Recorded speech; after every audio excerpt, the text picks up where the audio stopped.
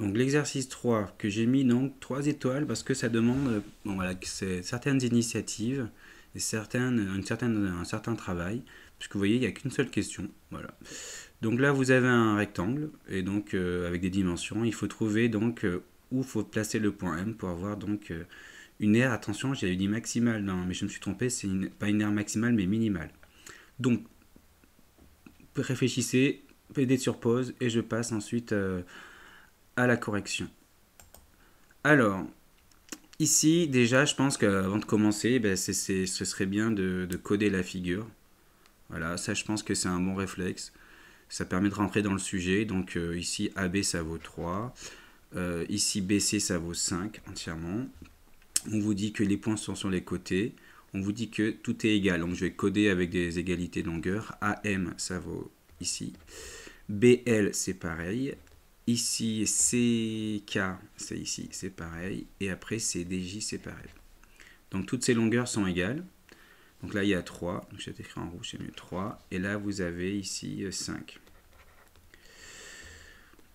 Donc, comment savoir? Donc là, évidemment, en plus, donc, le point, il bouge, d'accord? Donc, le point, il faut le placer. Donc, première chose que je vous conseille, c'est peut-être de tester sur un exemple. Donc là, il y a 3, vous vous dites AM ça vaut 2. Ici, admettons que AM ça vaut 2. Est-ce que vous êtes capable de calculer l'aire c'est un parallélogramme, on va dire, il faudrait le prouver, mais bon, c'est un parallélogramme. Il faut donc trouver donc l'aire de ce quadrilatère à l'intérieur. Déjà, ça c'est une première question, comment calculer l'aire? Il y a plusieurs méthodes, je pense, mais la méthode la plus simple, c'est là il faut réaliser, si là il y a 2, combien est l'aire grisée? Donc en fait, il faut comprendre que on va prendre l'aire du rectangle, d'accord? Et on va enlever l'aire de celui-ci, l'aire de là, et ensuite on va enlever l'aire ici et l'aire est là, d'accord? Si vous enlevez ces aires-là, vous prenez l'aire du rectangle et en enlevant les aires que j'ai coloriées, vous avez l'aire dans l'intérieur. Voilà, ça c'est le premier raisonnement à avoir. Pas, faut y penser déjà. Mais et en plus, il y a un truc que vous pouvez penser que si vous réunissez, vous voyez bien que faut bien voir que les rectangles, là, que l'aire des deux rectangles, enfin l'aire des deux triangles rectangles, ça forme un rectangle. Vous voyez, si ici si ce rectangle là, je le déplace là, ça fait un rectangle en fait, ok. Et lui, si je le déplace là, ça fait un rectangle. Donc on peut voir ça comme ça, que l'aire grisée finalement, c'est l'aire qui est ici. On peut dire ça comme ça, que l'aire qui est grisée, c'est l'aire qui reste en dessous. Bon, voilà, ça c'est déjà, il faut comprendre ça, c'est une petite réflexion à avoir. Il n'y a pas de choses, c'est pas méthodique en soi. Donc, une fois qu'on a fait ce petit travail, ou alors on l'a tout de suite vu, ça dépend, voilà, si vous avez de bonnes intuitions, on va passer, donc, on va essayer de généraliser cette méthode. Pas avec x égale à 2, pas avec la longueur qui vaut 2, mais là, il faudra introduire une variable, et donc je vais introduire que AM ici, voilà, ça vaut x. Bien sûr, x, il va être compris entre 0 et 3. X ne pourra pas aller au-delà, il ne peut pas être négatif, parce qu'on n'a pas de longueur négative, il ne pourra pas aller au-delà de 3, puisqu'il ne peut pas dépasser il est sur forcément M sur le segment AB. Donc 0, 3, voilà. Ça, c'est l'idée numéro 1. C'est pour ça que l'exercice, j'ai noté ça 3 états, c'est qu'il faut avoir des idées. Tout le monde ne pense pas à faire ça, mais bon, j'espère que ce sera le cas, que tout le monde y pensera, mais tout n'y pense pas. Du coup, au final, toutes ces longueurs elles valent X, d'accord? Donc là, vous pouvez voir que vous avez des X partout, et surtout, après, vous pouvez en déduire les autres, d'accord? C'est-à-dire, qu'est-ce que je peux en déduire?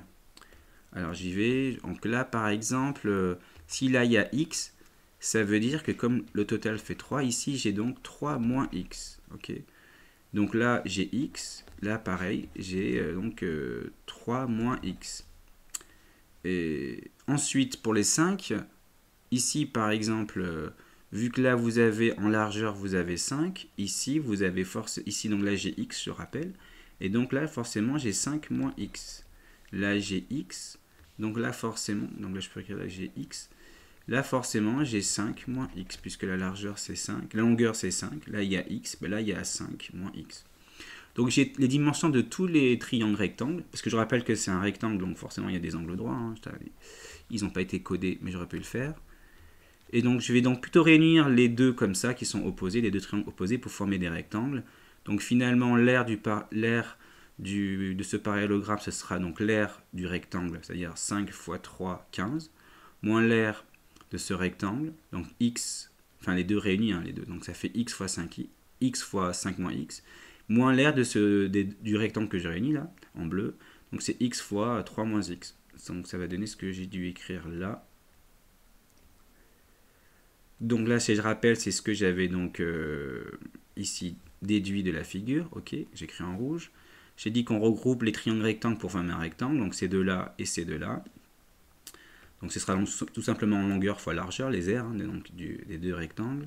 Donc l'aire du grand rectangle, comme j'ai dit, c'est ici. L'aire de, quand je réunis les deux triangles rectangles, j'ai l'aire du rectangle. Là, je réunis l'aire des deux petits triangles rectangles, c'est ça. Et au final, j'obtiens donc cette là. Donc c'est l'aire du rectangle, moins l'aire des deux triangles rectangles réunis, moins l'aire des deux autres triangles rectangles réunis. Je développe, je réduis, je fais attention à la règle des signes, etc. Donc là, à la fin, j'ai donc cette expression du second degré, donc qui va m'aider à trouver l'aire minimale, grâce à la forme canonique, comme dans un des exercices précédents. Alors, voilà. Je ne vais pas vous détailler, ça va vous voir comment on trouve là alpha et bêta. Là, c'est plus de la réflexion, c'est de la méthode. Je rappelle que juste pour ceux qui n'ont pas envie de regarder, alpha c'est moins b sur 2a et bêta, pardon, c'est f de alpha. Après, une fois que vous avez fait ça, vous trouvez donc alpha qui vaut 2, parce que je l'ai mis là, et vous trouvez bêta qui vaut 7. Au final, vous avez le tableau de variation. Vous voyez que l'aire, elle admet un minimum en 7 pour atteindre quand x vaut 2, c'est-à-dire quand la longueur AM vaut 2. Quand M est placé à 2 cm de A. Donc, où faut-il placer M pour avoir une aire minimale? Il faut le placer à 2 cm de A. Et cette aire minimale, d'ailleurs, c'est 7 cm².